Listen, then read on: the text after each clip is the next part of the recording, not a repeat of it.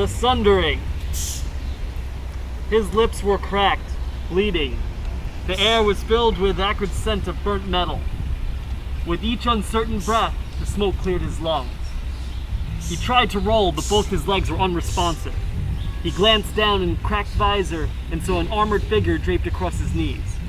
He recognized the Arconan sigil on the man's shoulder. Hissing through his teeth, he tried to push the corpse away. His hands, thick with blood, slipped over the man's dusty armor. "Fall back! Get to the academy!"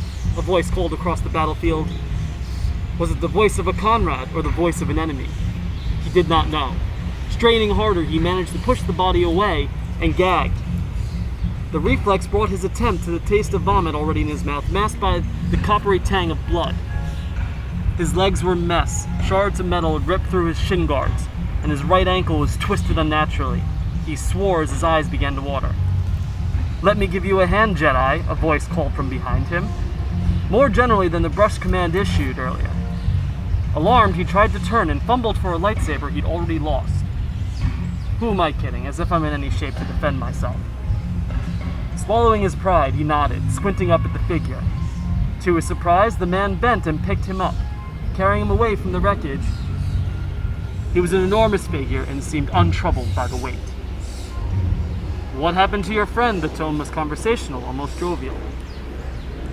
Had he not been so overwhelmed, perhaps he would have found the contrast with the macabre scene comical. Instead, his lips quivered for a moment before he found his voice. It came out as a rasp foreign to his own ears. He didn't know his own voice. "I don't know. I was..." "You don't have to talk, friend. I'll do enough for the both of us. As I'm sure you're wondering, but perhaps are too polite to ask, I have no side in this conflict. I work for a man named Gray. Connor Gray. Perhaps you've heard of him?" "Lord Consul, we've located the Ligori world," his crimson eyes flashing. "Don't call me that. He's still out there somewhere." The armed Arcona forces offered, gulped, and nodded their heads. "Yes, sir. Our scouts have located Bravo Team, and we are currently..." "How many survivors?" Ligori demanded, his gaze fixated on the smoldering horizon. The officer hesitated. He took a deep breath. "None, sir. Our scouts report 100% casualty rate." "Bring me our elders," Ligori commanded, his tone wandering off in hesitation on their part. Within moments, Timuros and Strategos had appeared, and soon after them, Nadrin. Ligori looked at them. Timuros looked as though he'd seen a spa recently, his combat robes unmuddled and untorn. Strategos looked as if he was at a spa as well, nursing a drink and chatting casually. Nadrin, for his part, glowered at the proconsuls. "He doesn't think I'm the one to lead us through." "Gentlemen," Ligori said, "thank you for surviving to this point. Many of our brothers were not so kind." "Where's Marek?" Nadrin asked, moving straight to the point. Ligori blinked away, a flicker of annoyance. "He's missing. By all means, find him. I've already tried." He paused before continuing. "I won't mince words. This has been Tal'Drein's doing all along. We have attempted to thwart them for years, but without the support of the clan, save for Tarentum, and we all know how useful they've been, we have been unable to prevent this war." "Prevent this war? Since when was it Arcona's job to safeguard the Brotherhood from their machinations? That responsibility lies with the throne and Muz." Ligori raised a hand. "Go no further, Timuros. Do not even suggest what I know is on your mind. We will not turn away from the throne, down the path that only lies ruin." Timuros' mouth twisted in a leering grin, but he said no more.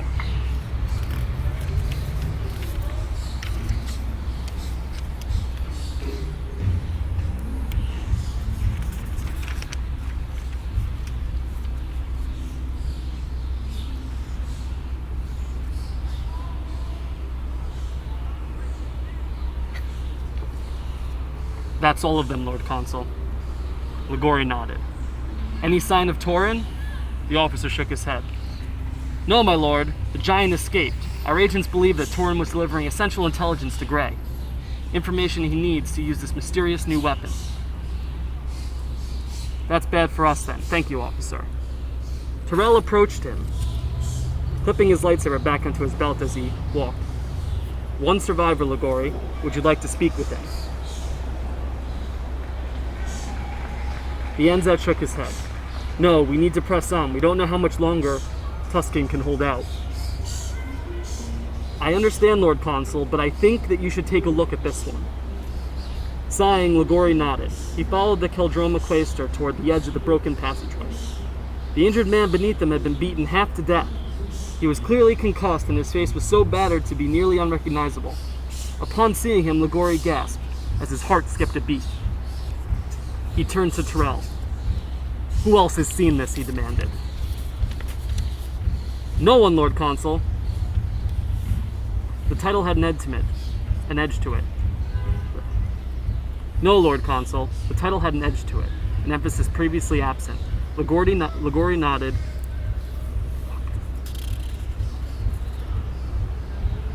No, Lord Consul. The title had an edge to it, an emphasis previously absent. Ligori nodded and crouched down beside the injured man.